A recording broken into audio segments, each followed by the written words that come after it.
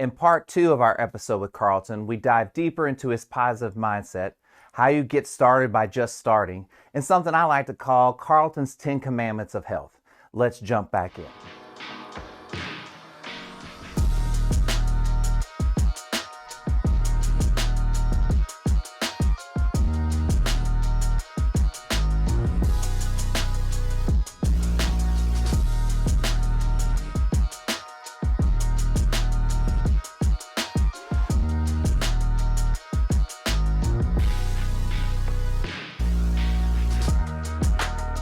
And I mean, and that's good, you know? yeah. Yeah. I don't know. We can go into this topic or we can jump onto something else, but I keep thinking of this. If you were perfect, if you were a perfect person, it'd be fucking weird. Yeah, no. It would There's be no weird. such thing as perfect. Perfect is just a concept. So it's kind of construct. like when you feel like somebody has done you wrong, okay? Maybe it's not about you. Yeah. Maybe it's A lot just of that times it's probably person. not. Maybe that person just isn't perfect. Yeah. So like show some grace. I know. And It's easy, and I right? need reminding of it too. I love the word grace. I love the word forgiveness, and I love the concept of self-forgiveness too. You know, such a big thing because we talk about forgiveness with other people, but a lot of times you have to forgive yourself because you screw up sometimes. And then, like I said, the grace is you know you screw up, so you got to know that other people are too, and you got to try to forgive them the best you can. Some days are better than others, but yeah, try to give people a chance. And a smile goes a long way. You know, I've always been a smiley person, but I was around people who smiled growing up. You know, and it used to light up my world. You know, and I think that's important, just to smile at people, strangers, people you do know, laughing, you know. I remember Tom Hanks years ago, they asked him, what's the key to a happy life, good career, good, you know, happy relationship with your wife and everything? He's like, laughing. It's all comes down to laughing. And I was like, that really is, that's magic. You know, like my one of my favorite things about my girlfriend is that people make me laugh. Yeah. No one makes me laugh the way she does. That's no good. no That's one beautiful. no one understands me and speaks to me in my language of funny like she does. It's so important. And when I'm trying to come up with like concepts for things I'm doing or stuff for the podcast or whatever, she's my person. I bounce that stuff. I know if she thinks it's funny, it's funny. No, I know. And she's the person I trust on good. that. You know what I mean? It's good. So you and your wife laugh a lot? Yeah, we laugh a lot. Yeah. We're both silly. We're both like big kids, you know. Well, like not everybody has to have the same sense of humor. No, absolutely. And we don't always have the same sense of humor, but we do appreciate a lot of things on levels that are really good, tight bond for and us. oh, by the way, if you don't think something your spouse does is funny, at least appreciate that they think it's funny. Yeah. No, I love seeing somebody laugh. And even if I don't think it's funny, laugh at themselves, I love that. I mean, you know, well, you have to laugh at yourself, but you know, yeah. But anyways, but like, you don't have to be a dick about it and just be like, that's not funny. Just don't. You don't want them shitting on your parade. Or you can be funny and just say that's not funny. Or you could be funny about it when you say it's not funny. At least you know that's what we do. We bust each other's chops and. Erin likes to mess with me a lot. Yeah. You know, so we mess with each. Yeah. It's good. But I mean, yeah, everybody's different. You know. Yeah, it's good. But you know, that comes with a lot of communication. Yeah. Yeah, right? that's the thing. Like if there's an openness to it. Right. That's like if you or her did something that bothered the other person, like in the I don't know what you would call it, not foreplay, but like the jokiness and the interactions between y'all, you need to tell that person, and hey, person, don't get offended about it. Yeah. You're just like, hey, I'm trying to make your life better. Don't slap me on the butt or whatever it is. You know what I mean? Exactly. I know. We always need a disclaimer. I think anybody watching this video, I wish I could start out every conversation I ever had with a disclaimer that came across and said, this is just my opinion. And I'm just one man, and my opinion doesn't really matter. You know, it's like everything is it's just your opinion. I know I always tell people, don't get upset by something somebody says because it's just an opinion. You know, it's just words. Like, okay, what is your intent for everyone having the same opinion as you? What, like, not you. I'm asking people. Yeah. What's your intent? Right? Yeah. Your intent is to feel more comfortable. Yeah. Because, hey, guess what? When you have your own opinion, it's kind of, you're lonely out here on the island. Oh, yeah. It is an island. You know what I mean? I've been like that my whole life. Right. You know what I'm saying? Yeah. But like, there's also a freedom to it of, standing up for believing, believing in something Yeah, yeah. and standing by it. And I think that, I've never looked at you as a person, I don't want to say controversial, but like, uh, I don't know. I'm weird because I've always thought everything you say is your opinion. Like I've never Yeah. questioned. Yeah. Like I've never gone to Carly and gone like, oh, like he's trying to make me think like he want or right. Yeah. I've always saw it as I like, hey, hope not. well, I have to preference it. This is how I preference everything that I say now. It's like, this is just what I saw. I don't know if it's true. Yeah, yeah. Right. And this is just my opinion. Yeah. It's just Like I'm not responsible for Yeah. things I repeat and Yeah. see. Yeah. Or I'm not responsible. I mean, I am responsible for my opinion, but I'm not responsible if you don't agree with it. I know. Like I'm not responsible for your opinion. You're responsible for I your know. opinion. No, I know. And when this is where we get, but this is where we get as humans, we get in a lot of trouble too. Just these opinions and people getting upset. Look at now with like cancel culture and everything's like taken way too far. I think it's just there's good and bad in it, but it's just it's like you can't say anything anymore. And I'm a big fan of comedians, all types of comedians. Comedians talk about controversial stuff. All of them do in some way. And it's an interesting time now that comedians are getting called out. I've heard a lot of the greats and the really experienced people from all men, women, all different types of comics, and they're just like, we're not apologizing.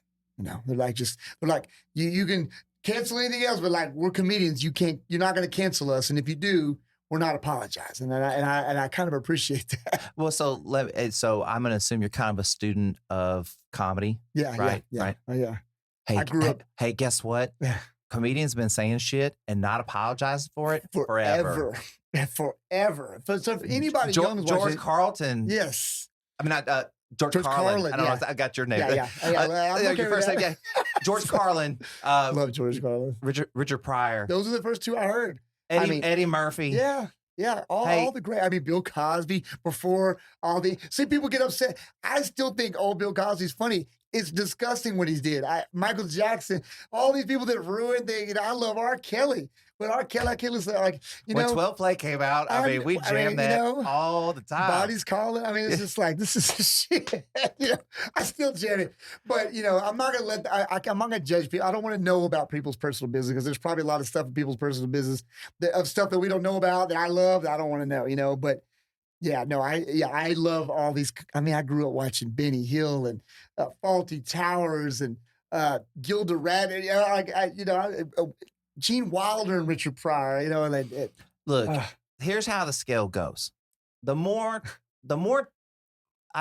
we don't have to call it cancel culture. We can just call it the more things become unacceptable. Yeah. That are controversial or whatever. And then the farther back you go in time, it's just gonna find more things. That's my problem is you can't. Where does it stop? Are we just gonna go back to like when they January invented 5th, 1981? Everything before that is okay. The first silent film, and you're like they're making fun of people that can't talk or what are we gonna go with this? What we're doing now will be canceled in the future. Like somebody, I mean, it's just like it's just. Yeah, that's why. I wonder sometimes, have I already done something I'm going to be canceled for later? We all have. Everybody, even the people that have canceled somebody else have done something. Like and we just had something like Minority Report. I know. When you point your finger too much the other way, you forget to point it back at you. It's just like, it's just the way it is. It's like, and I'm down with it. Like Harvey Weinstein, take his ass out, put him on my boot. I'll kick him out. He probably, it's like there's some people that probably just, maybe he's, let him repent. Maybe he'll do something good one day. But yeah, we got to get some people like probably out of the top loops. But man, I just think like I don't want to live in a world in the future where you can't say anything anymore and you're afraid, and then everything's inhibited, everything's censored. We're all worried about like cancel culture, and I hate saying that phrase. Let's just repackage that. Just you've had enough shit, enough stuff from somebody, and you want to just it's time to end it. But at the same time, like where does that end? Is it? It's not. The future's going to be rough if everything we say has been censored. A lot of these people that want the building, that all the powers that be to crumble down at their beckoning, like one day it's going to be bad on them. I think it's just you got to be careful. I think we got to be careful. Okay, you want to. I think this is a question that I ponder a lot. I think it's a very tough question. I don't expect you to have necessarily an answer, but I think you'll have at least a thought on it. Okay. I'm sure. You're like, man, I got thoughts. I got some thoughts. All right. Just opinions, by the way. Right. Yeah. These are just opinions, everybody. One little wee man's opinions. Yeah. I mean, I don't matter at all. So. Well, I mean, look, at this point, there's probably only like 28 people like seeing this. So still, I mean, all 28 of y'all. Tonight, yeah. Okay. My question is, where does my responsibility for you begin and end? I know. I know. I mean, I see everything as just like a big circle. Like we're just, responsibility is a big word too. You know, it's like, yeah. I don't even know. So the interesting part about that is when I was talking about my friends, like going to the bar and we cover each other's tab, or you were talking about your friends and y'all don't worry about like X, Y, and Z. And if it's like somebody else's friend, you help them. Yeah. Right. That responsibility begins and ends. It doesn't really apply. It's understood almost. Yeah. And so how far out of that circle am I supposed to go? So, and how responsible I am as the person I am for something that happens 5 states over from me. I know. It's hard. I mean, I know you can't, I mean, that's why, you know, when I think about how do we fix things in our country when there's so much division right now, but I'm like, it just starts with your neighbor. It starts with your coworker. It starts with your friend, your family member, your spouse. It starts with the stranger that you see that you don't know, but maybe you're going to know in the future. It's hard. I'm the type of dude that like, I walk down the street now and I pick up trash on my street because I feel a responsibility. I don't want my city. I love my city. I don't want it to look like trashy. So I pick the trash up. I'm turning into that dude. But I see that now as I get older, I see a role like I've got to be kind to people out there and be that person because I can't necessarily count on other people. I wasn't that way necessarily fully. Maybe I was a little bit, but 20 years ago, but I'm that way now. So I feel like I have a responsibility to look after people and you know, and there's a time and place for everything. And you don't always want to be up in people's business. And sometimes you don't want to always put yourself out there, but I do want to be that person that just, I'm going to step up and help this person. I'm going to, you know, it's just, there is I feel like a little bit of responsibility to humankind. And mind you, I'm this way, especially when I travel and I represent the U.S. when I travel abroad. And in the last 10 years, I've traveled quite a few places abroad. And I'm always an ambassador, you know, I feel like I'm representing, I want to represent well. I don't want people to have any preconceived idea about America being an unkind place after they meet me, you know, like I want them to know, hey, there's people out there that care, that treat people no matter where they come from on the earth, no matter who they are, they treat you fairly. I take that very seriously. And then, and that's the way I look at strangers that I see. I talked to a stranger on my street today, never talked to him before, came up and we had a conversation, but I wanted him to know that, hey man, I'm cool. You know, I appreciate you, you know, stepping and talking to me. Maybe I'll see you again in the future, you know, and you know, like, cool. Like this is not some like, I'm not trying to be braggadocious. I'm just trying to show an applied example, absolutely. right? So our fence is falling down in our backyard. Yeah. So I'm getting one of my guys, one of my good friends to come over, a traditional tradesman, quick plug. Yeah. They do excellent work. And he's great on prices. It's my guy, Jake. So anyways, awesome. But quick plug. Yeah. Anyways, so they're gonna redo my fence. Yeah. Right. I mean, this is a shared fence. Well, so it's a shared fence. Yeah. And so this is my house. Yeah. This is me taking care of my house. Yeah, absolutely. So I just went to each of my neighbors and I said, hey, I'm going to redo the fence. Whatever you want to give me is totally fine. Because by making my piece of property good, I also make theirs good. And I make our neighborhood good. And it affects them. Yeah. Now, you know, could I argue that I need this exact amount and whatever? But this is my neighborhood and this is where I live. Absolutely. These are the people who live next door to me. These are the people that, like, you know, say you're young, you still want to party. These are people who can go ask, like, hey, is it cool if we have people over? And they're kind of like, well, your dick the rest of the time. Yeah. You know what I mean? Yeah, Like yeah. invest into the people around. Absolutely. Affect the circle That's you the can real affect. deal. Yeah. Affect the That's circle it. you can affect, right? Yeah. I mean, I think that's why people fuck with you.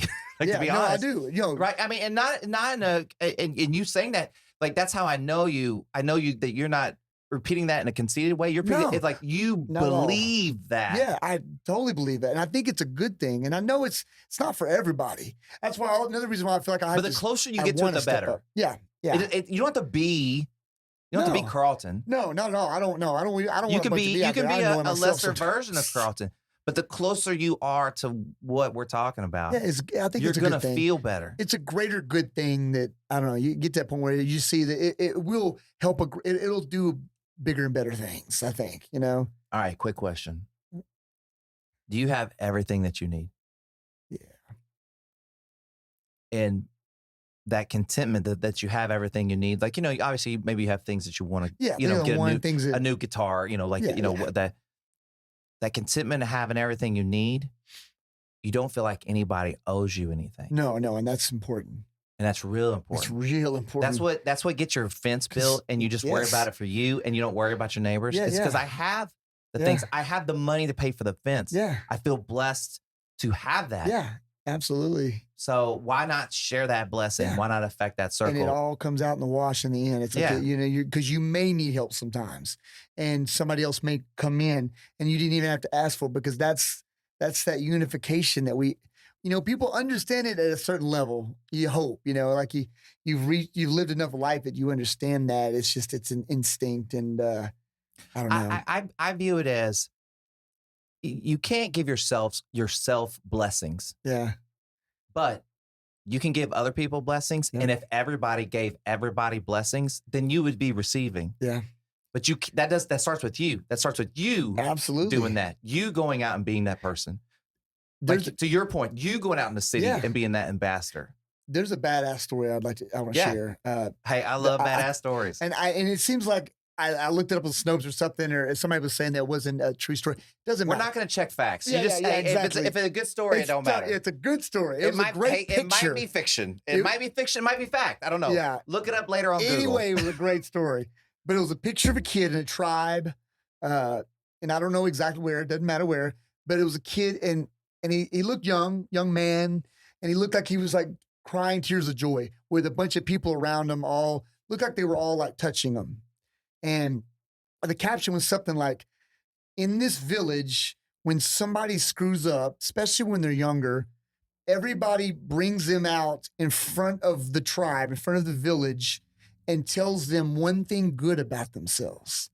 And then at the end, they all come together to lift this person up." And I was like, I can almost cry thinking about this now. I was like, God damn, that was the most beautiful thing. I was like, that, I don't care if it was fake. I don't care whether that idea of that was that's how we make things right. Like, people fall through the cracks. And I have a lot of friends and I have family members that have fallen through the cracks really low, still falling, may fall all the way through, you know, and I always think about, were there chances to take them, tell them something good about them, and maybe get them up so they don't fall down to that next rung? And I just, my parents were both teachers, educators, and I think, man, that's where it's at right there, you know?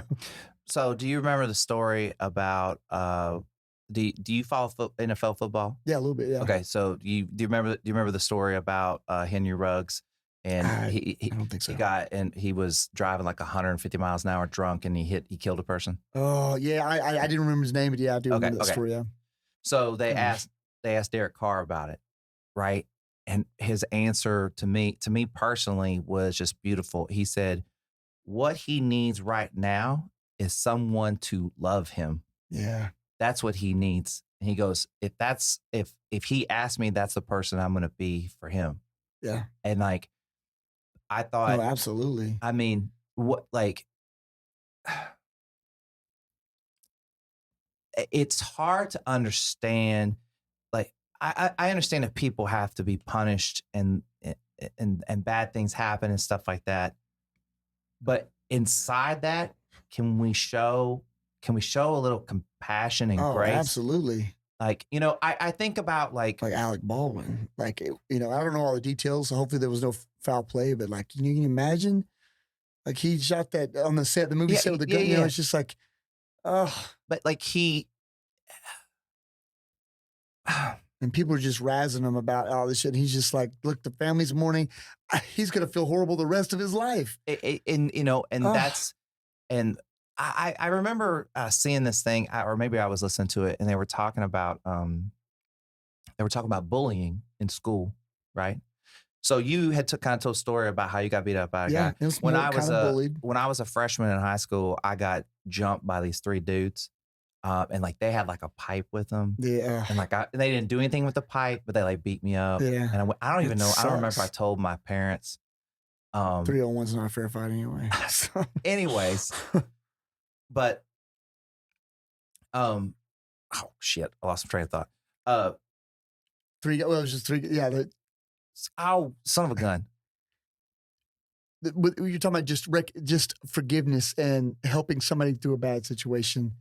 Oh crap. I know, but it was you got beat up. It was I'm Yeah, talking yeah. about, Anyways, and so got jumped. oh, I remember what else. Yes, god dang it. So anyway, so all good. yeah, look, whoop, I know. right. I This just had is to rewind the live. tape, right? Yeah. So they were talking about how when we were growing up, you really only got bullied at school, Yeah. right? But now kids get bullied at school, Oh yeah. then they get bullied online. Yep. So they get bullied when they get home. Yeah. It's quadruple dimensions. There's no break. There's No. there's no relief. And that's just that. That angers me. Yeah. Oh, that makes you mad. That makes me mad. I never like, even when I was the small kid and I never liked other people getting bullied. I was always like, wanted to be the friends with somebody who didn't have a friend at the lunch table kind of thing. I wasn't. I 100% believe I was that. By the way. never in cliques. My crew was we were all weird. You know, I was a weird motherfucker. Everybody was weird. I don't think it was that. I think that, and we talked about this before we started the podcast. Good people don't look a certain way. No, They don't necessarily it's act hard, a certain way. You know? They don't. It's a feeling. It's an energy. It's a person. It's not. It's a bunch of different packages. Yeah. It's not gonna look the same way, No. right? And I think what you were looking for was at a very young age. You were looking for those people. Yeah, and I found them, and I'm still friends with them. Yeah. Yeah. Lana Sabrina, Because you made like genuine relationships. Yeah, Chris Bryant, all you know, a lot of my, It was kind of one of those things like you went into every scenario with an open mind of like, hey, I could invest in you. yeah, absolutely, And I'm going to make a decision whether I should or shouldn't based on whatever decisions. And then, absolutely. then you find real genuine friends, right? And I was lucky because I have friends that, you know, we are on opposite ends of, like, say, a political spectrum, which I don't like politics that much. I don't really trust any politicians. So I'm kind of more in the middle on a lot of things, but I'm definitely more liberal. I mean, and I have friends that are a lot more conservative and stuff like that, but we all get along because we don't worry about all that. We know we're better. It's not about all that. You know, Well, it's love. y'all have conversations? Yeah. Like yeah. real conversations, Yeah, right? like real conversations. And people, and nobody's storming off. No, we're not going to get all. I mean, Nobody's getting all. we don't get talking too much because I Yeah. know we're not going to agree. You know, it's like there's no but I mean, point. like Yeah. or like if one of your friends like snaps off something, you don't necessarily engage it. You're just like, oh, what? I don't engage. No, Yeah, I don't hey, even this is easy. This is also easy, Yeah, right? I don't engage. Yeah, I don't always want to engage. Every once in a while, I may pick a battle, you know, but I don't like engage. I'm entitled to. I'm pretty open. I want to have people have their own opinion. I mean, look, my dad died of COVID a few weeks ago, and that's a big deal in my life. You know, I had a good relationship with my dad, but we weren't close. He was kind of emotionally unavailable pretty much my brother and I's whole life. But I love my dad. I called him, you know, regularly, almost weekly, every other week, the last few years. He'd been going through a lost time. He lost his wife. He went through a hard time. But he died of COVID, you know, and he was vaccinated. But he was also immune compromised. He was diabetic, had kidney issues, had a pacemaker, was overweight, he was out of shape, he was depressed, he was broke, you know, and it was heartbreaking for all that. But even after all that, I was so pissed off. Like, I really don't want to hear people, whatever reasons, unless they have a health reason why they don't want to get vaccinated. But at the same time, I'm less mad if somebody wants to voice their opinion about it. And I thought it would totally go the other way. I was like expecting to just be mad and be like, but no, just you know, whatever it is, just keep your shit to yourself. Everybody be cool, but just like respect it. Like, you know, it's funny that put me to the test because I'm still kind of hurt by all of it. But I'm mad, not mad. Mad's a strong word, but the pandemic is exhausting in so many ways. And this was just one more after all this time. It just kind of exhausted things for me. It put my own things to the test.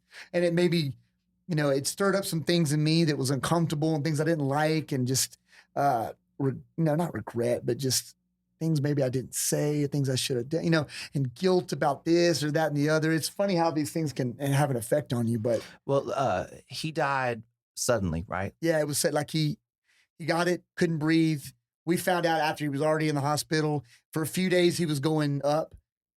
So we thought it was real slow. And then he just, boom, he just turned. How old was he? 73. Okay. So too young. I mean, I'm going to go out on a limb and say the reason you went through these kind of mixed emotions is because like you hadn't even really started processing the fact that he could pass, right? No. Yeah, no. It's like it happens and then you go, oh shit, I didn't do all the stuff before the test. Yeah. I didn't do all the stuff before the end, Had right? I known, I would have done. Yeah, I would have done. And it's so cliche, but yeah, you do because you're just like shit. Well, you're up, like we were talking about your clients before. Yeah.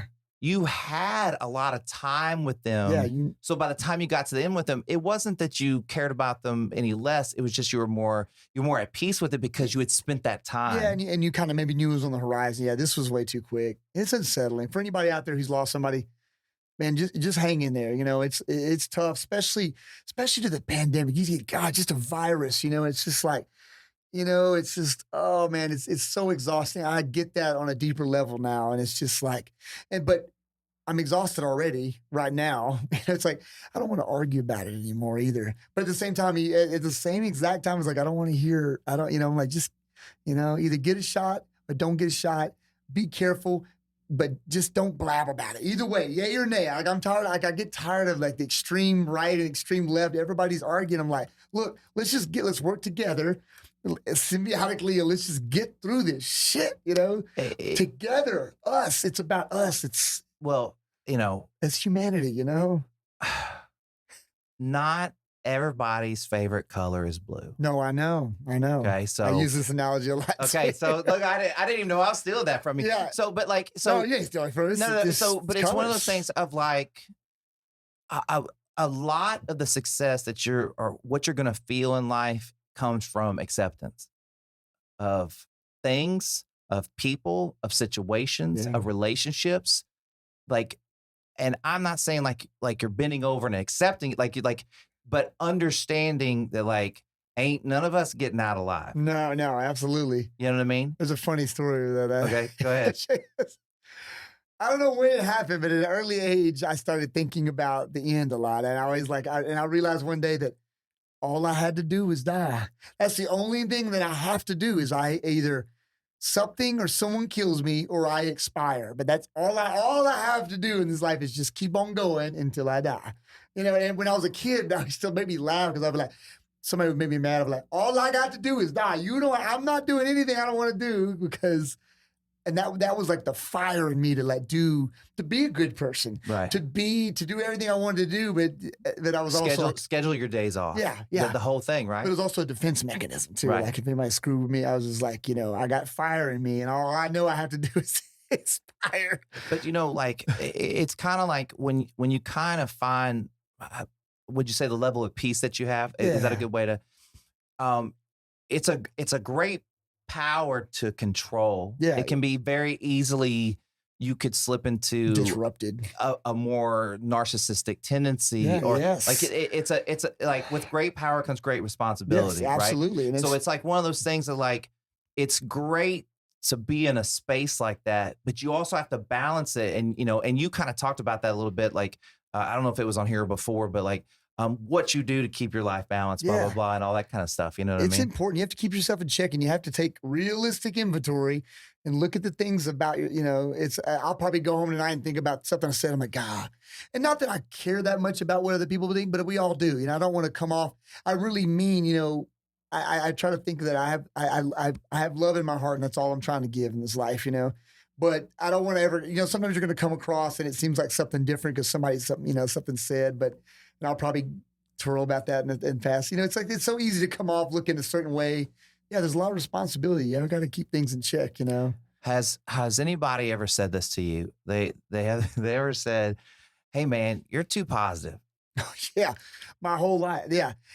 Hey, so Sometimes I resent it. Sometimes sometimes I just let it slide. But it's funny how. did you start letting it go more as you got older? Yeah, yeah, yeah. When When I you was were young, I when didn't you were understand. younger, Yeah, I was younger. Like, why the hell did you just say that? yeah. It's like, but then yeah, you know that maybe they're just one. Yeah, they just people. So so I so was so always a little different. okay, so So so that happened to you, like, that happened to your whole life, yeah, right? kid That that to happened to now. me, like, the first time maybe, like, 6 months ago, Yeah. where someone said that to me. How did you feel about it? I at the moment, I didn't I was kinda like Mhm. I was just like, I don't like, because it was a good friend, right? Yeah, Like yeah. that, and I've known this cat for, like, a minute, and I was kinda like, "W what do you mean by that? Like, Yeah. why would you say Why why are did you you say say that now? why would you say that? It's like, What are you irritated? yeah, We're friends, you know what I mean? And like, but at the same time, I was like, Is this what it feels like to do it right? Is that is that is that yeah, the maybe. Yeah, that's that. is that the cross you have to bear of that? Like, people are just gonna, like, I always thought, like, I don't know, Tony Robbins is a cheese, like all the, Yeah, all those guys that are just like the speakers, they're real cheesy and stuff like that. But then now, kind of being on this other side and feeling like that I really want to live my life in this yeah, positive way, I don't see it quite as cheesy anymore. yeah. No, Does that make sense? no, And maybe absolutely. and probably you maybe never you viewed it, you might have been like, oh man, like those guys are great. Yeah, Like well, that. when I first moved to Austin, I remember I go to Half Price Books, and I bought a tape for $1. Tony Robbins, the only Right. way, how to achieve your ultimate goal. I ripped it and put it on MP3, and I listened to it like regularly. Like I always liked it because it was like his midway through his career, and I think he was just hitting stride, and it was just really good. It was basically just be yourself, do what you do, and don't worry about everything else. And But it's weird how, for me, my perspective on that yeah, you kind of you spoke to the fact that, like, this has been your whole life, yeah, right? But and it like, wasn't always easy. yeah, no, but I'm just now learning, like, this whole, like, No, feeling. It's that's all new. awesome. I mean, that's how we got to kind of here. You Yeah, know what I'm yeah, saying? no, Like, that's beautiful. I'm glad you're feeling but that. Like, it took this long. This is how long it man, took. life is for learning. It's like, But like, I didn't like. Now I'm like, I've told people before, I'm just interested in how much it rains. yeah, yeah, Like, I just go out yeah, checking my water gauge. I'm like, yeah, it rained 3 inches. yeah. It was 1.5 inches. I know Yeah, it yeah, rained that's one and a that's very quarter the interesting. other Yeah, house the other day. never ever thought it rained 3 inches around. I mean, I know. I just want to, like, learn shit. Yeah, I do every day, dude. I did a podcast a few years ago. Uh-huh. I didn't have guests yet. I think I did 7 episodes, and they were just me talking about a topic. And I think I'm gonna start it back up in January. It's called Carlton's Mixtape Gumbo. Oh yeah, yeah. I used to. Yeah, Yeah. I listened to that. Yeah, and it was fun. I'm gonna do some more episodes, but I wrote a top 10 list lately because one of my really good friends was talking about he's at a crossroads, a couple years older than I am, but he was just talking about health. And we had a lot of our parents are getting older and people are passing away on us. And it's tough. We've been through hell and back together. And he's talking to me about health. He knows I'm a trainer and I work with people and I care about health and I live it. And he was asking me, he's like, man, what are your top things? And I was like, I just wrote a top 10 list. So like, Do I you was have like, it? I can probably remember it, Okay. Can do you want to roll through it, or is Yeah, this yeah, top, I'll or is roll this through top it. secret stuff? No. It's good because that's what's important about my whole being and message. People is like people like top I want tens. people to, yeah, and I want people to, and I've tried to limit it to 10 because I just wanted to have a stopping point. But Yeah. at the same time, yeah, nothing's secret to me because this is good information. We need to share it, Yeah. But look, one was, it all sounds so health and fitnessy, but it's not. It's definitely not. This is bigger than that. But like first thing in the morning. take it. Okay, before you start. Yeah. Taking care of your body has a big effect on your mental health. Everything. And so, and I'll use it to this point, right? Your older clients, as they get older, as their health decreases, they get more depressed, right? Yes, absolutely. It all go hand in hand. Mind, body, heart, and soul. So you want to try, like, my goal is to feel like I feel right now for the rest of my life. Yes. And you want to try to feel your As best good as because you can, as when long you as you start feeling can. bad, it's Yeah. it's more harder mentally than it ever is physically. No, absolutely. And I just witnessed it recently for months, maybe even the last couple of years, that somebody's declining and they felt like they had lived beyond their health, and it's heartbreaking to watch. Yeah. It is heartbreaking. I'm still heartbroken, And my dad, in some senses, was that way too. And I love these people, but yeah. So it's Back to your top 10. yeah. In fact, it does. It's all about mind, body, heart, and soul, and it's this balance, But like we have this body in this vessel, and there's things that we need to do to it to take care of it. First thing on the list is water and hydration. I'm a big fan of like bushcraft, survival, mountain. I love the outdoors and hiking and climbing mountain. I just love all that stuff. And you know, in the military, they used to teach the rules of three survival. It was like you could go 3 minutes without air. You could go probably 3 hours in hot or really cold weather without shelter. You could go 3 days roughly without water, you know, depending on circumstances, and 3 weeks without food.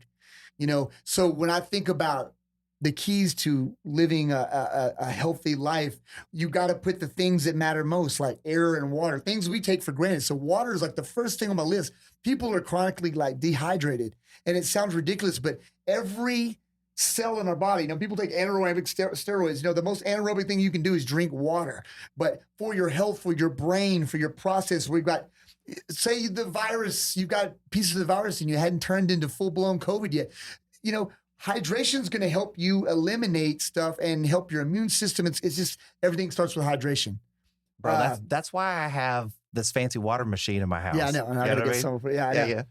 Number 2 would be flexibility. I call it daily mobility. I'm a big Kelly Starrett fan, but daily mobility. All that means is I tell people is like, just when you get up, especially in the morning before you start your day, no matter who you are, even if you're young, you're going to be stiffer in the morning than you are in the evening. The morning's a good time to take about 3 minutes, maybe I have everybody try to learn how to do a cat-cow or cat-camel, whatever you want to call it. Move the spine, do some down dogs, move the shoulder sockets, and then move the hip sockets with, I call them yoga hips, but you bring your legs out to the side while you're on all fours.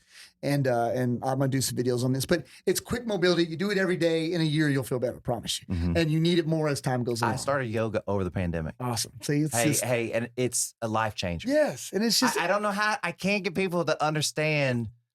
It's like, I want to feel great. Yes, you want to feel better, and part of it I don't give it really a shit how I'm packaged really anymore. No. But like when you eat well and you take care of your body will follow. You feel along. better. Like, well, you will be trim and fit. Yes, if you're doing all the right stuff. Yes, and it's easy, and you just do it for forever.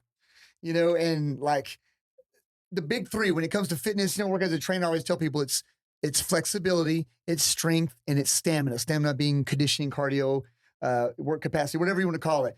But when I think about, when I have people come into me, and I'm seeing people that are younger than me in their early 30s, late 20s coming in, lack of mobility is the biggest, really going to be the biggest obstacle. Mm-hmm. Some will say strength, and yes, but most people are, if you know, you live in the modern world, you pick something up a little bit every day, you're going to have a fair level of strength, but you're probably going to be lacking the most in mobility and flexibility. So I think just, you know, and I was turned off by yoga initially because I already did 30, 45 minutes of strength training regularly, almost, you know, every other day or every day or whatever. So I was thinking, oh, I got to do a yoga thing for an hour. I can't do 2 hours a day. So I didn't do it. And that was a mistake. You can strength train for 5 or 10 minutes and get a lot of benefit daily. You can stretch for 5 or 10 minutes of it and get a lot of benefits out of it. I do it and I deep breathe in the morning, getting back to oxygen. I deep breathe. I think about what I want from my day. Again, kind of going back to what the bleep do we know. Mm-hmm. And I'm stretching at the same time. I've done it for you know, better part of a decade now. And I turned 47 this year and I still feel like I'm 22. Mm-hmm. Like I feel good. I can do pretty much everything. You act like you're 20. I know. Also, not at a maturity level, but like but climbing trees. I mean, you know, I still do everything I do, and I want to continue to do that in some capacity for as long as I can safely. So these top 10 is super important for that. So, you know, first, second, really third, quickly before you go to 3. Yeah, were you a wrestling fan when you were a kid? Not really. Oh, not man. really. I know. Do you know who Diamond Dallas Page is though? Yeah. Okay. You know he has a yoga series, right? No. Yes. Maybe I have heard. Yeah, maybe I do know that. It's like Diamond Dallas Page yoga or something like that. I have to check that out. Yeah. It's supposed to be like really like manly yoga. I don't know what that means. I know. Yeah, anyways. No, when you said that, I was just thinking, just do some manly yoga. Just do a little Diamond Dallas Page yoga. You know what I mean? I just think all I've learned over the years is like when you do any type of stretching, and like in America, Yoga in India is it's a whole belief system. Most of it, so much of it has to do with what you eat and what you think. A lot, and the movement's just a small part of it. In America, so much of it is about this fitness, this movement thing, it's stretching.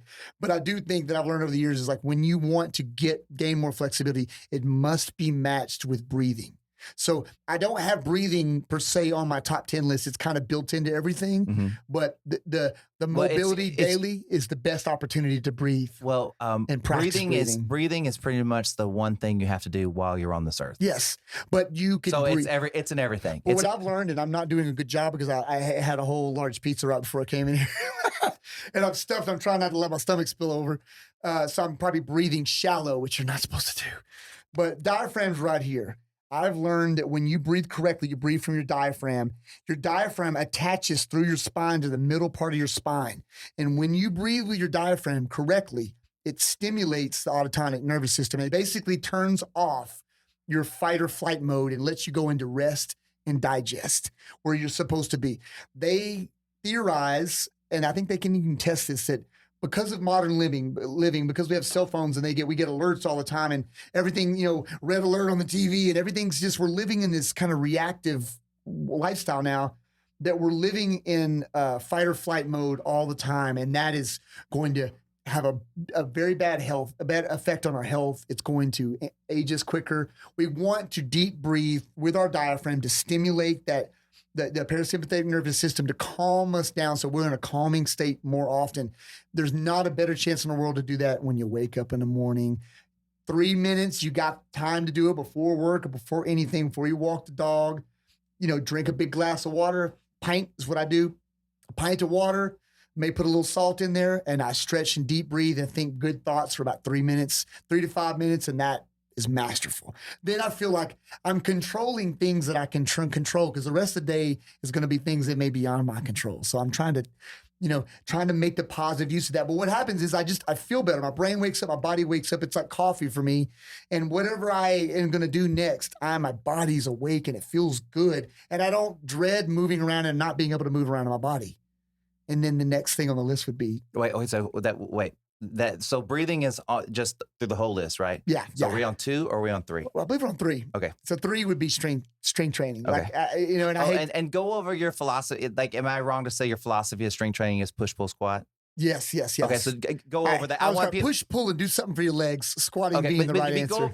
Essentially, it's kind of that simple is what I'm saying. Yeah, it's that simple. Okay, so go over that. I want people to really hear what you're saying. So, and this is important because I like low-hanging fruit. I mean, other fitness, it's funny. I've been involved in fitness forever. I've been working as a trainer for about 17 years now, but I've been involved in fitness since a kid, and I started working out when I was 12, reading books and stuff like that. And the one thing I've noticed over the years is like fitness is so focused, and strength training and stuff is focused towards young males. The exact person and time in your life, you don't need it. Not really. It's just to look better. And I did it and I enjoyed it. But you need it more as time goes on, especially every decade we get older. It's more and more important, and the routines are too long. As a younger person, like, you tell me if this is wrong. So, like, we'll say you start working out. What would you say appropriate age to start working out? What do you think? 12. I mean, with weights, 12. I think if you're working out with weights beforehand, you shouldn't be doing sets and reps. You should just be playing. Right. And then 12, you can actually maybe have a regimen. Okay. So the point I'm trying to get at is really the way that you should look at this is you should be building a long-term muscle foundation for your body forever. Basic strength. Right. Like that you build a foundation that'll always be there because you're developing it at the most ideal time. Yes. Correct? Yeah. And it is hardwired into your brain. I think if you can learn these things early on, if you have the chance, then they'll be ingrained in your body and your mind and your rhythm, your habits as time goes on. Because that's what happened to me. If you start them later in life, which is perfectly good. If you're not doing them, you need to do them. But they're going to be harder. You're going to have to work harder to create those habits and make them more, But just because it's harder, or it doesn't look the way it's supposed to look, or it's not the way it's supposed to be, doesn't mean you shouldn't do it. No, right? Absolutely. Like obviously we're not. Anything is better than nothing. Anything's better than nothing. Yeah. Right. So, like, if you jump out of bed and you can only drink half a glass of water, and that's better than you can only do like two minutes of breathing. It's better than 1 minute or no minutes. Yeah. Absolutely. So, like, just like, I'd assume what you're saying is you're creating purpose and intent. Yes. And Go ahead. Oh, sorry. No, go ahead. I'm afraid if I don't start talking, I'm gonna forget them all. No. Yeah, go. But Oh yeah. Sorry, we're on a list here, and I keep. Yeah. No, and Okay, I may I'm not gonna make shut it up. through the You list. do the list. Okay. But this is just theory in general. But like, also the thing is like, you don't want to try to tack everything on the list. I'm just this guy saying this stuff, but I do have a lot of experience behind this. But you don't want to try to hit all these at the same time. Don't try to drink water if you're not drinking water. Stretch if you're not stretching. Don't do all that. Just do one thing. Start with water first, and then stretching. But strength training could be as simple as you need to squat. Squatting is a primal pattern. People think it's an exercise. No. If you go around the world elsewhere, people can squat in their 70s, 80s, and 90s because they do it every day, maybe to go to the bathroom or they work or whatever. We have nice, comfortable chairs and couches over here. We sit a lot for work, and we lose the ability to squat usually by the time we leave elementary school. We can still squat, but we can't squat deep. Like if you watch a baby, they squat. I've been watching a baby for a year, bro. Ass to grass. You know, it's beautiful. It's amazing. She'll just be walking along, and she'll just squat down real quick, and then she'll look around like this, and then she'll just get up and take off. It is beautiful. It's amazing. And we all have that. That's part of our software system, but we lose that. And it's like we get downgraded to a DOS operating system by the time we get it, because we sat so much during elementary school. But what happens, and I've realized over the years, and I have one paragraph in one book out of like 400 books that I have that talks about this. And it's amazing. Your hips will get starved of nutrients if they do not get in that fully folded, flexed position. So that means the deep bottom of a squat. I mean, like we're talking low. You can sit back here low, like your hip crease is below your knees. That's super important, and you need to do that, and that can be trained. And if you do it every day, it gets better over time, and that takes care of pretty much all the things in your lower body. And if you learn to do them with a little bit of weight, you'll work your core at the same time. And you don't have to do a bunch of sit-ups and planks and all that kind of stuff. May not be necessary. And then for your upper body, we've got muscles that are designed to push, muscles that are designed to pull, and all of them stabilize. So if you just do some kind of push, a push-up would be an example, or an overhead press, do some type of pull, a row here, most people can't do a pull-up, but any type of pulling in this realm, or any which way, I like a pull behind, a push, a pull, and a squat, and you've taken care of business. Right. There's lots of ways to make that more advanced if you want to down the line, but like that's minimal, and that can be done in 10 minutes. And really, the best way I think some people could get into strength training is just to do one exercise a day. Maybe do 3 sets, take 5 minutes, don't change your clothes, and you could just do some squats, 3 rounds, and just do those. And the next day you do a push, the next day you do a pull, and then you start over. Next day you do a squat, next day you do a push, and you're just like 3 to 5 minutes a day, you could get your strength training done. It doesn't have to be hard. I don't like long workouts myself. I don't have time for them. I think my button came undone.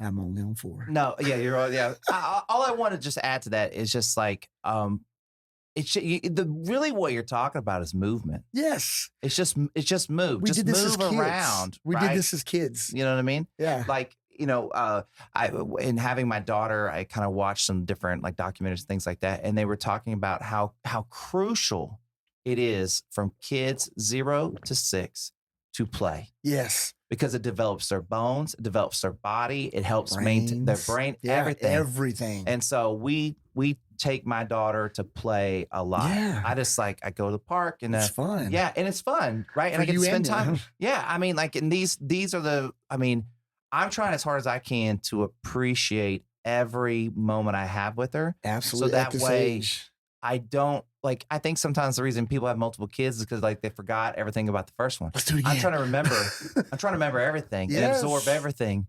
And even already, I'm holding her and she's older, and I'm like, God, what was it like when she was little? I don't even remember. I don't remember all the screaming and the crying. You're not sleeping much. Do you know what I mean? I don't remember all the stuff. I know. And I tried really hard to remember. Yeah. And so it's like, like just being like the presence of it. Anyway, okay, we're on 4. You're on 4. In the present. I know.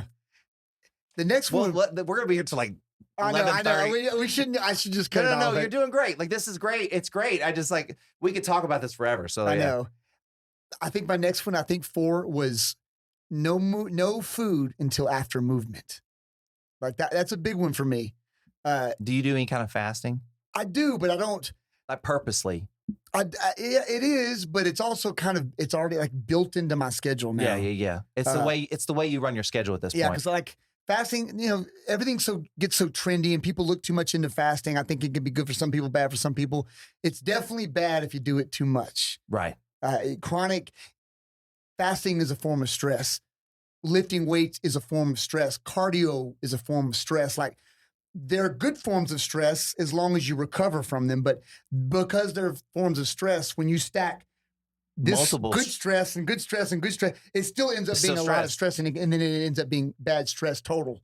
So I think a lot of people, they get into fasting when they're trying to lose weight, which means they're changing their diet probably suddenly. Maybe they're starting to exercise. They're doing too many things all at once. It's all brand new, all stressors, it's going to be bad stress. So, I think I was going back through some of your videos, and one of the things you said was just start with one thing. Yeah. Like, don't say, like, they've proven that you can only change one habit, one thing. Right. And you got to get it right. It has to be, you got to do something that you feel 100% confident that you can do. And I'm going to assume you're going to say, like, first thing you're going to dial in is your water. Yeah. Water and breathing. Because water's easy. But your food is where you start, right? Yeah. Food's huge. As far as like, I think as far as food can be either poison or medicine. So you got to take it serious. Yeah.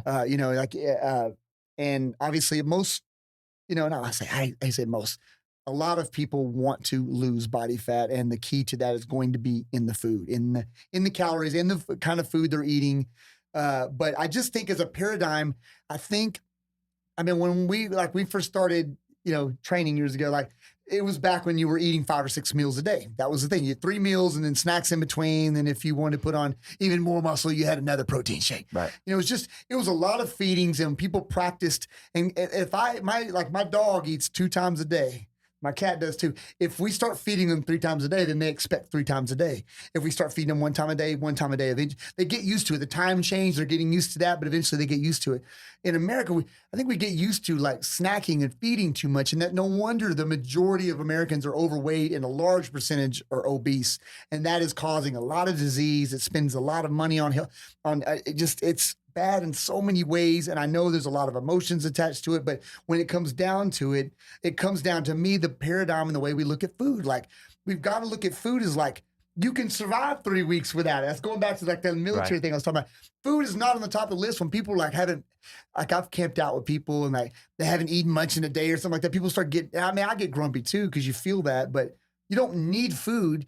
And water may not even be the first thing. Like, if you're not breathing well, you got to breathe first, and that's going to optimize things. Water, it's like you go in the order of survival, and food is important. But our paradigm is that we just eat. We wake up, we think we need breakfast. People eat breakfast, or they have a dessert flavored drink with a little coffee flavor to it. That's what I call most, because most people ain't drinking black coffee, right? And those extra calories, and you get used to the sugar cravings, and then people snack, and then they have a lunch, and then they have another snack, and then, then they have dinner, and then they have a snack when they're watching Netflix, and it's just turned into this beast. And to me, I don't eat my first meal until after I have done some type of exercise or stretching.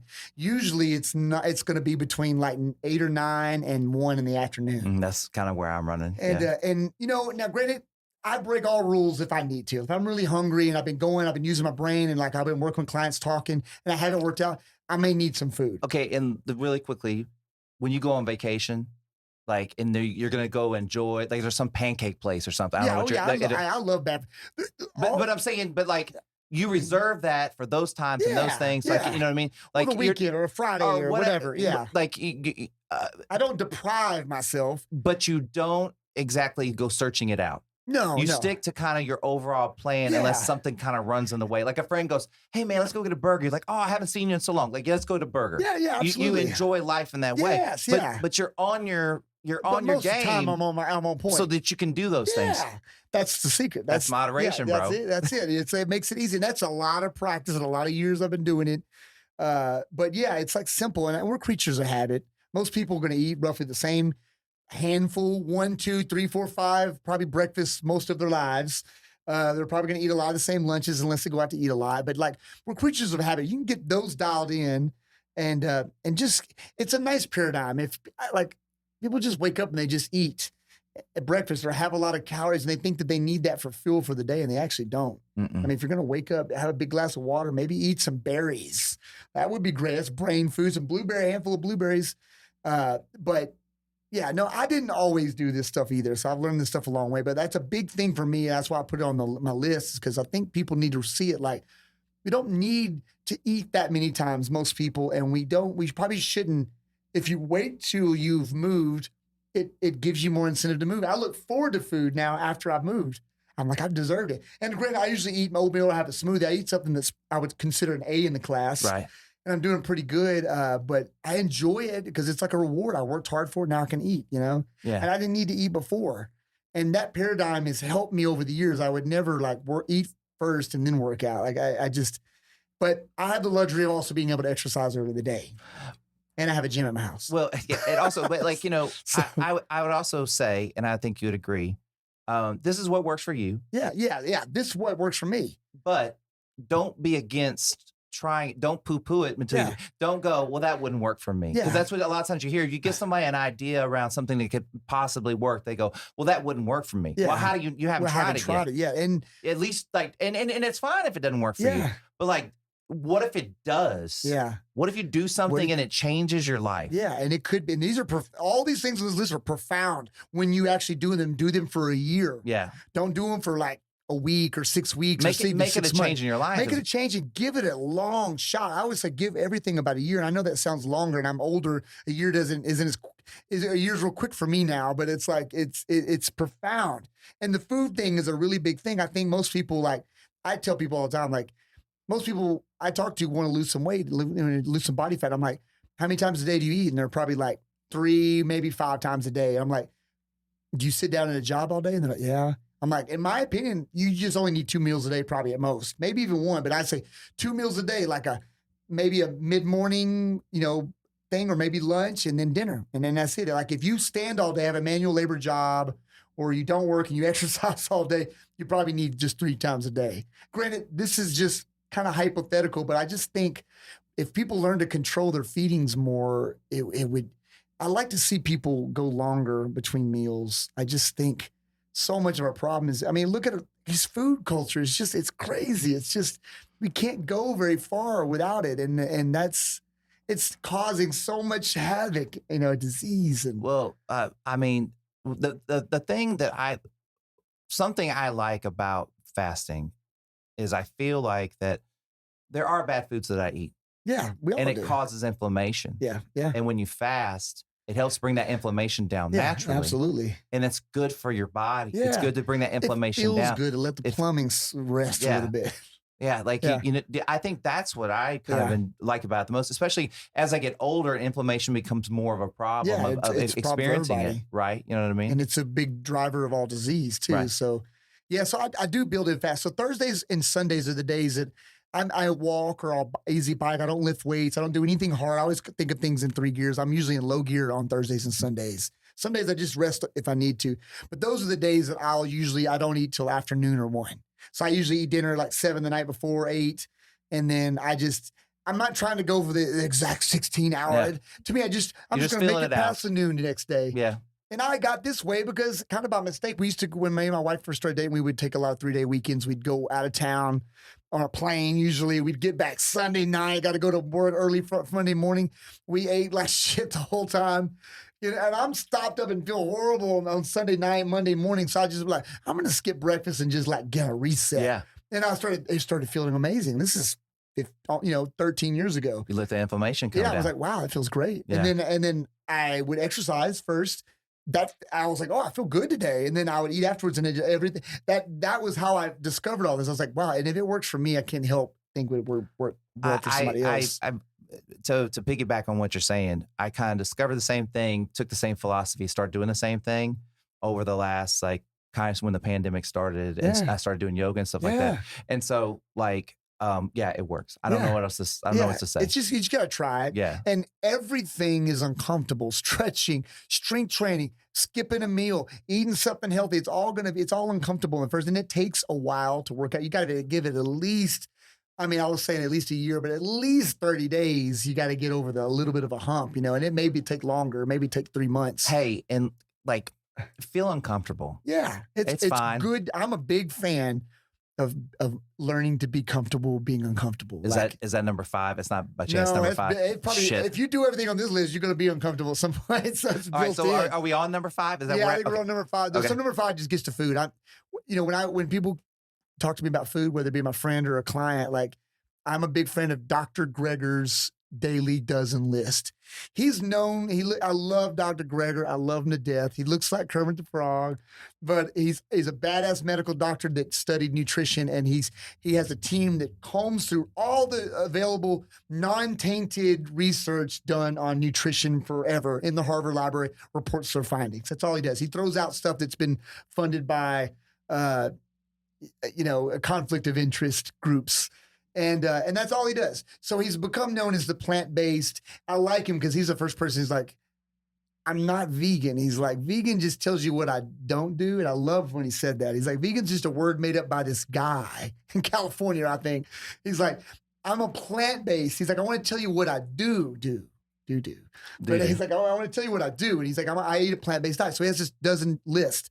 And it's real simple. It's like fruit, other fruits. He has specific things in there, flax meal, dark leafy green vegetables, all these things on there. Vitamin B12, D if you don't eat meat. And I do eat meat. I've definitely shut it all down. But when people come to me and they want to simplify that list, I'm just like, we're going to try to improve their food. What does that mean? I'm like, I want you to look on this Daily Dozen list. It's real easy. I got to send them a little picture, a little JPEG. And figure out what you're not eating. Most people aren't eating anything on this list because it's a lot of fruits and vegetables and plants and herbs, basil or cinnamon or whatever. It's like it's all plant-based stuff, all good stuff for you that has medically proven stuff that's going to work. Now I'm just saying, when you're thinking about, I need to add something to this chicken breast. Well, look on this list and can you find something on the list? Start adding in on that. And then when you get better with that, figure out what you're not eating on the list. It's always referring back to this list. So the Daily Dozen list is crucial for me. It's just easy. I just hand it to them like, it's not going to be easy. It may not be pretty, but this is it, and you've got to get comfortable with that. And that is going to be the biggest obstacle for people because we've practiced eating our whole lives multiple times a day. So changing that habit to a different habit, whether it be good or bad, is going to take some work, and that may be one of the hardest things to do. And I understand that. I love food that's not great for me. But as I've gotten older and the cleaner that I eat over every decade, I like to think I'm getting cleaner and cleaner. I feel better. So now when I eat that, I love fried chicken, right? But I don't always feel good after eating fried chicken. So I really have to pick my battle. I love a nice chocolate malt. I grew up eating chocolate malts. But man, I'll just get bowed over. My stomach will hurt. So if once a year, maybe I'm gonna pick my battle. Sure. It's like a special malt on the list. I'm like, I'm gonna hit that up. It's like, but other than that, clean, and it makes a big difference. And I do believe, hopefully, it'll have good dividends down the line. So next on the list, I think we're at 6, alone time.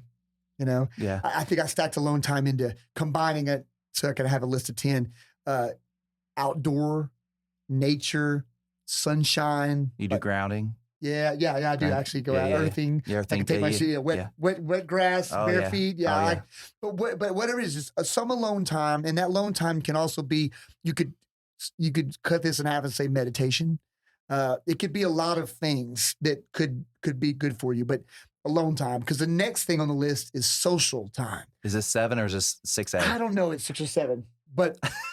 Hey, we could call it 7 for right now, but if we end up with too many, we can back it out. I think it's it.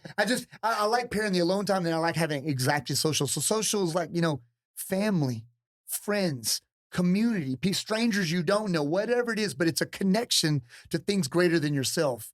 And, alone time out in nature for me connects me to nature, and that's something greater than myself. But social time is important, especially talking about what I learned during the pandemic, that we need each other. Right. I keep going back to this Miguel song that I've talked about, where he's like, look at how we treat each other. It's pretty bad, but truth is we need each other. And it's just a beautiful line. The social time reminds me of that. I go out in the city as often as I can because I love Austin, always loved Austin. it's changing. And if I don't change with it, I'm going to not like it. And that's what happens. It's what's happening to a lot of my friends.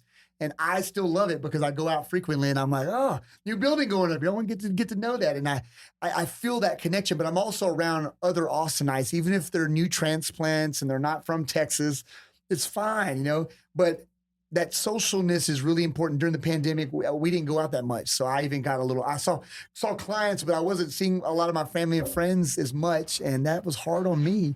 And I realized I need that. I need alone time. I need social time. We all do on some level. And you got to figure that stuff out, you know? And that could be with your pet too. You know, it's like just something else besides yourself.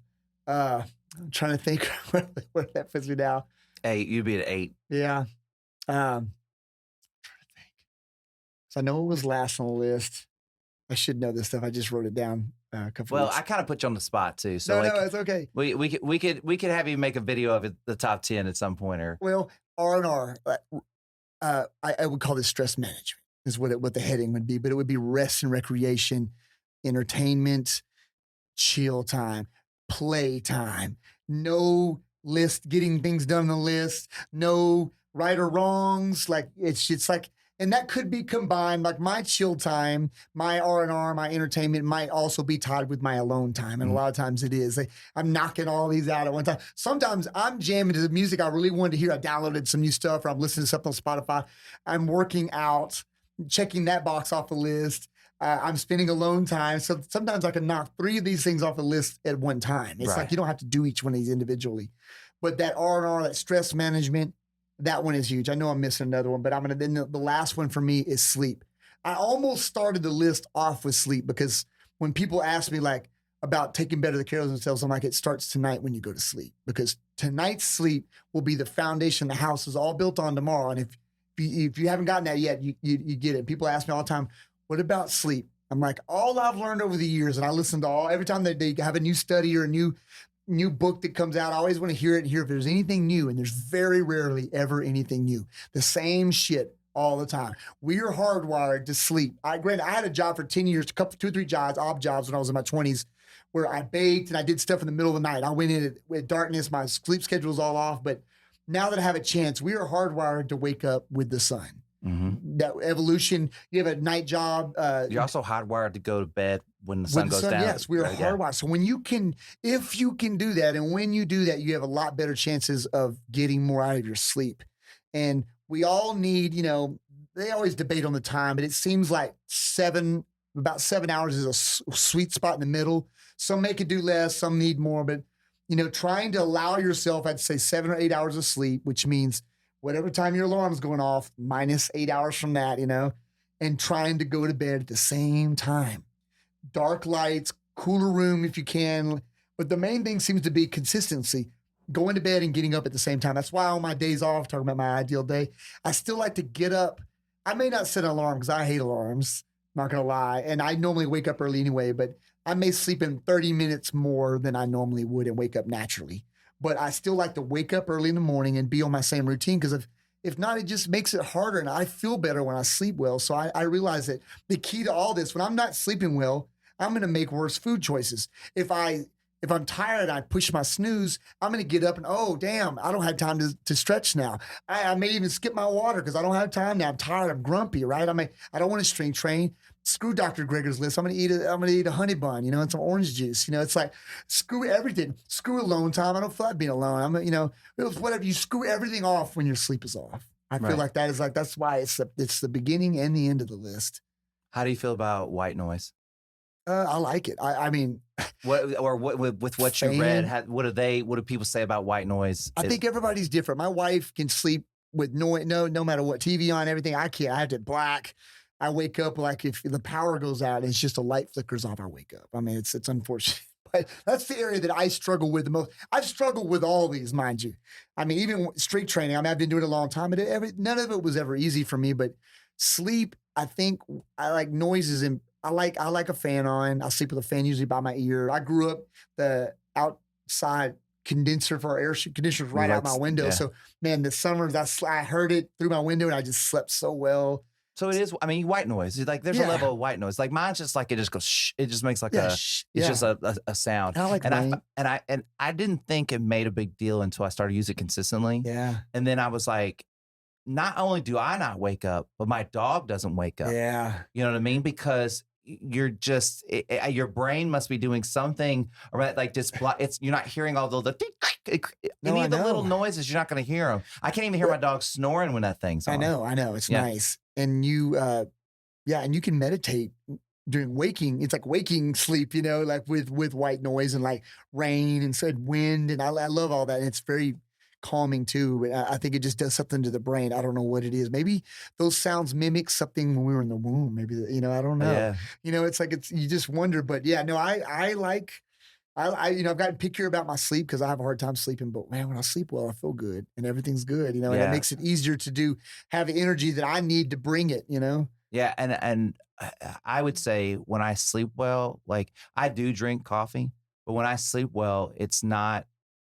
I don't feel like I need it as much. I might still have a cup, but I definitely it's not something that like sometimes when I don't sleep well, it's like oh I just really feel like I need something to get me going. Yep. But when I sleep well, I get up and get going and Yeah. like and I feel really good on those days. So I try to It's huge. but it's like you said, you're like I'm not perfect about it, and you're always working on it. Yeah, it's You know what I mean? huge. It's So huge. I remember the last thing on the list. okay, yeah, go. It was 7A, one in there. Read, write, study, learn. Be something that's going to make you better for tomorrow. So it's a little bit of paying a little bit forward, like a little bit of that. I was talking about like, yeah, I think we need some balance. We need to look forward enough, but maybe not too much, but I think it's doing something for tomorrow. I had a client who was an author. He wrote like 20 Texas kind of history books.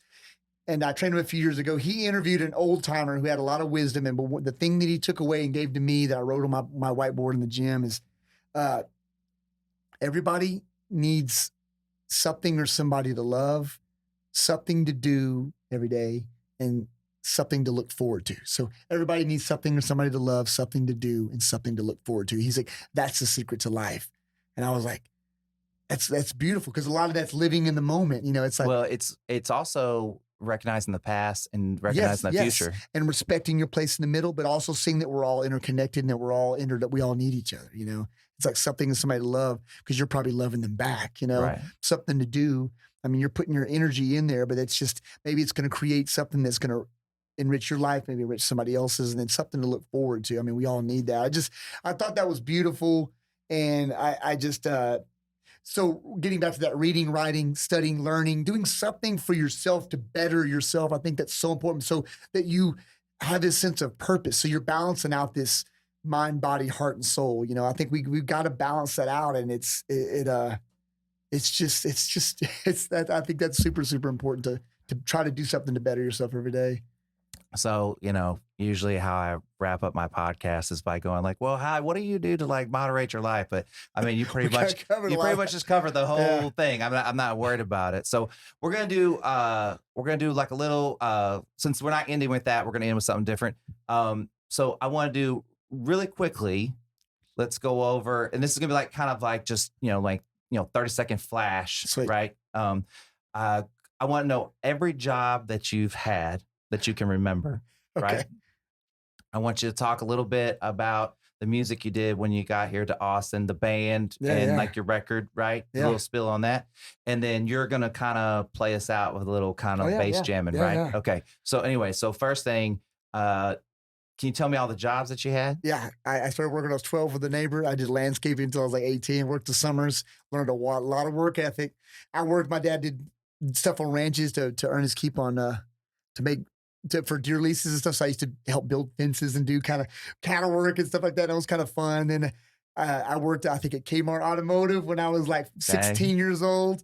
Bought my first guitar processor, effects processor. And then I worked at Pier 1 Imports as a stockroom manager. That's how I got to Austin. I worked as a baker.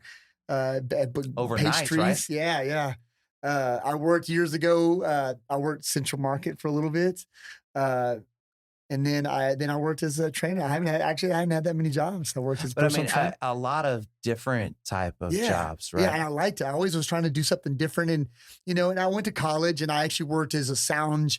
I did this, I academic scholarship, but I had a music academic scholarship where I was supposed to work on the musicals. So I did the sound for all the musicals for first couple of years, especially at college. And I played in guitar ensemble, classical guitar ensemble, and studied music. And that was a whole nother world, you know? So really quickly, so I kind of asked you about your band experience and Yeah. then like your album stuff like that. But also I want to know, how many instruments do you currently play? I mean, Is it just guitar and bass? guitar, bass. I sing a little bit. I played drums when I was not drum kit, but I played drums in the marching and symphonic band when I was 6th, 7th, 8th, 9th grade. So I had a little bit of background in that. Play a little, like I said, a little piano. I sing. Probably couldn't sing right now, but yeah. So So anyway, so you get to percussion. Austin. Talk a little bit about your band, your band career, Yeah. and then talk a little bit about like the album that you did. I played in a band in high school, you know, and then we played a lot. We had different versions of that. Played at college. Moved to Austin when I was 21. Formed a band, Season of Slaves. We played Sixth Street a lot. We played Steamboat. We opened for Bob Schneider back in the day, one of his bands, quite a few times. Did pretty good. Put an album out. Did a little tour. I was a singer and guitar player, one of the main writers in the band. Learned a lot from that. Got out of that. Played in probably 5 other different bands. All different kind of music too. I mean, we did rock music, electronic music, down tempo. Played with some DJs at real art show. I did all kinds of weird stuff. And then I took a break from music. Still did music, but stopped playing in bands. It's harder to play at some point when you start finding people that you don't, it's nice to play in a band with people you like. And I had a hard time after a certain point. A lot of my friends stopped playing and I started meeting a lot of musicians that were just trade musicians that didn't have that we weren't connecting. So I took a break and then I started working on music at home. I did a couple of movie scores for soundtracks. Nice. And they were just small, like indie film stuff. One of them was a student film. I did 2 or 3 student films. And I did synthesizer, did some composing. I did some composing at college, like on synthesizers, kind of movie score type stuff. Love all that stuff. And then I did a solo album about 10 years ago, and I put it out, wrote everything on it, played everything on it, and I was really, really proud of that. What's it called? Electronic. It was electro ambient soul. Is it? Can you find it? Like, is it on Spotify? Yeah, it should be on iTunes. Okay, Spotify. cool. I don't actually have it on Spotify. Well, I mean, it's at least on iTunes. It's out there for okay, sure. Yeah. Okay. Anyways, go ahead. Sorry. Yeah. Yeah, and I want to do a follow up for that. So that's I'm kind of getting ready to start doing that. It was a really personal album. Music's just something like at this point I would like to play in another band soon. I actually was kind of looking for members. And I probably could, but I want to play in a band that writes original music. I get along with everybody in it, and we all are on the same page. And that's a little trickier to find right now, especially during the pandemic. But I want to get back to that. But I also like writing music and doing it all myself at home. But I have a couple of friends that I'm gonna start collaborating with, and one of them lives out of state, and that'll be fun because you can do. What's the beauty of the internet, right? You don't have to be in the same place anymore. So at this point, I would love to play out. It'd be fine if something good happened with that. It got notoriety. That's all great and stuff. But I do music for myself. So it brings me great joy. And I don't see me ever stopping. I hope that if I live to be in my 80s or 90s, that I'm still doing music and still doing it, you know? Well, it's your painting. It's your art. And I can do it any way that I want. Yeah. And it's beautiful. And I love it. It's fun. I mean, I'm grasping this concept now of that you want to do something different. Yeah. Because if you're doing something like somebody else has done it, then it's already been done. Why don't you want to do something new? You should want to experiment and push. And be leave your fingerprint, Okay, so what if you experiment something and it doesn't work? It's okay. It doesn't matter. Yeah, it doesn't. None of it really. I mean, have fun in this life. As long as you're not doing any harm, you're only doing really good for yourself and maybe for somebody else. Just roll with it, Well, I mean, you really have to start separating what really matters and what doesn't. And think about the end. Right. I think about this every day. When I'm on my, if I'm on my deathbed, I'm sick tomorrow. I get hit by a car, I'm paralyzed, I'm gonna die in an hour. I'm not gonna be worried about so much shit. And I try to remind myself of that when I'm thinking, is this really important? No, I'm not worried about it. Our fridge went out yesterday. Trivial first world bullshit. But we had a lot of food in there. We just moved my mother-in-law in with us. She's just getting settled. We just bought a bunch of groceries and it just went out. So did you just get to cooking? Is that what you did? We ordered some food. And my Oh, wife was but like, it must have went out. Y'all didn't realize it had gone yeah, out. it Huh? had gone out, and we're like, oh shit. Oh, And we're both busy, super busy. We're tired, we're emotionally kind of drained at this point of the year. And she's like, and so like Do we- like a regular human, you Yeah. fell back on food, right? yeah, we fell back on food. Yeah. Well, that just like we were stressing about. This is what I kind of like. We were stressing about. We've got 2 or 3 coolers. We were like, oh, should we go? Let's go get some ice and put all the stuff in the coolers. And I was like, everything in there can be replaced. We're too busy. That's too much stress at this point in my life. At this year, fuck it. Yeah, I was like, it's all good. The guy came today. He's like, you can't fix it. We got to buy one new anyway. All that stuff was gonna break. I was like, yeah. I would have stressed over that in my 20s, especially when I was broke. I probably would have worked a little bit harder. But I was like, mustard and mayonnaise and maybe some salads and some apples. The apples will be fine. But And it feels much cooler to be like this, right? it's good to just like on my deathbed, I'm not gonna be worried about that shit. Yeah. It's like it's not. It's cool. It was nice because I felt like I needed that win. Just a little. It's simple. It's stupid. It's ridiculous. I know, but like, man, when things happen, you stress about these little things. I do, and I think everybody does. yeah, I'm trying to get like pick my battle. Like I'm not gonna stress. So I'm gonna we'll kind of wrap up with this, kind of Yeah. coming back to something you said earlier. Sorry, So- I'm so long-winded, y'all. I apologize on no. everything. This is this is And fantastic. I'm tired. I'm This is the end of a enjoying this long as day. much as anybody else probably is. You know what I mean? So apologize on board. I'm gonna go out on a limb and say, when you get mad in traffic, right? The way You're just the impatient. way you get out of that mind space is you go, how much does this matter? You Yeah. really start thinking Yeah. about this doesn't matter. Doesn't And matter. like you might have to say it to yourself a couple of times and talk Yeah. yourself Put some into Ray it. Charles on. But like you're just kind of like, well, how much what can I make of this moment? yeah. I'm gonna put some Ray Charles Yeah, on. I'm yeah. gonna What can we learn? just try to relax This in the is moment in. an exercise in patience right here, and I'm going to Yeah. be stronger tomorrow in my patience. I mean, how many times you've been stuck in traffic? I don't know. For the most part, you've gotten out of them every time, apparently. Yeah, So yeah. it's like, just like relax. It'll get over. I know. So you're gonna finish up Oh yeah, with a little bit. So let's scoot this out right here. Yeah. And I'm gonna go ahead, and I always give by a hug at the end. So I'm gonna go hug it out. Would you? Absolutely, man. Yeah. Oh, feels good. Good hugs. Yeah. Human hugs are good. Yeah, and then I'm gonna let you just kind of like set up, and I'm gonna stand off to the side where nobody can Awesome. see me over here. Oh, so I'm not warmed up at all. But just, I mean, you're just tooling around, and we're just gonna kind of end the show like this way. So it's just, just have fun. No, like we don't have nothing